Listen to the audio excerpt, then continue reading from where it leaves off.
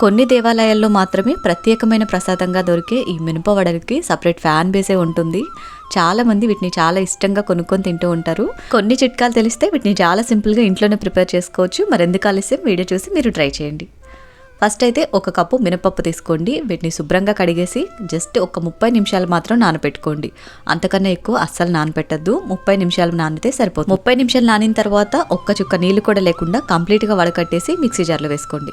ఇప్పుడు ఇందులోకి రుచికి సరిపడా ఉప్పు, 1/2 స్పూన్ జీలకర్ర, 1 స్పూన్ మిరియాలు వేసేసి బరకగా గ్రైండ్ చేసుకోండి. మెత్తగా ఉండకూడదు.